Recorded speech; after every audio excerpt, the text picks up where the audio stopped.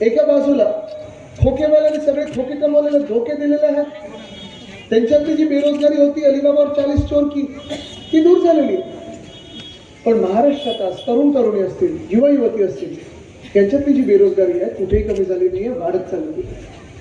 इकडची जी आपण MIDC सांगताय राजनजी, तसंच संपूर्ण महाराष्ट्रात कुठच्याही जिल्ह्यात जातो मी, MIDC ओसाड होत चाललेले आहेत, ओस पडत चाललेले आहेत.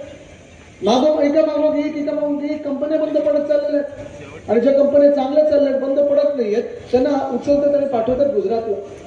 तो वेदांत फॉक्सकॉनचा प्रकल्प असो, 2.5 लाख कोटीची गुंतवणूक, त्याचनंतर एअरबसचा प्रकल्प असो, ज्याच्यासाठी स्वतः मोदी साहेबांनी रोड शो काढला. का तर बघा आम्ही महाराष्ट्रातून कसा खेचला हा उद्योग आणि आणला बघा गुजरातमध्ये. बल्क ड्रग पार्क असो, मेडिकल डिव्हाइस पार्क असो, सोलर एनर्जी इक्विपमेंट पार्क असो, आर्थिक केंद्र असो मुंबईतलं, हे सगळं देतात गुजरातला. आणि मग प्रश्न हा पडतो की महाराष्ट्रातल्या तरुण आणि तरुणींनी नेमकं करायचं तरी काय. मला माहिती आहे इकडचे अनेक तरुण तरुणी गोव्यात जातात, नोकऱ्या शोधतात, दुसऱ्या राज्यांमध्ये जायचा प्रयत्न करतात. ठीक आहे, चांगलं, तिथे जर चांगलं कोणाचं होत असेल तर करा. पण आज कालपणाकडेच पाहिलं असेल आपण, एक रिपोर्ट आलेला आहे की गोव्यातलं देखील पर्यटन आहे त्या कमी होत चाललेलं आहे. तिकडची ही इंडस्ट्री बंद पडत चाललेली आहे. कदाचित भाजपचं तिथे देखील दादागिरी असेल की सगळं उचला आणि न्या गुजरातला.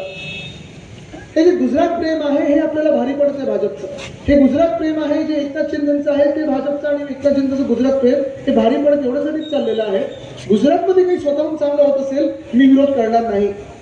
गुजरातच्या हक्काचं गुजरातला मिळायला पाहिजे, आसामच्या हक्काचं आसामला मिळायला पाहिजे. मणिपूर शांत नाही करू शकत असून पण मणिपूरला पण मिळायला पाहिजे. काश्मीरमध्ये असूनही काश्मीरी पंडित परत जाऊ नाही शकले 370 कलम काढून देखील, तरी देखील काश्मीरच्या हक्काचं काश्मीरला मिळायला पाहिजे. केरळाचं असेल केरळला मिळायला पाहिजे. पण आमच्या हक्काचं जे आहे, महाराष्ट्राच्या हक्काचं जे आहे, आमच्या तरुणांच्या हातातला जो घास आहे तो तुम्ही खेचताय, हिसकून घेताय आणि घालताय गुजरातच्या घशात. तिथे आम्ही लढत आलोय. गेले 2-2.5 वर्ष आमची ही लढाई सुरू आहे.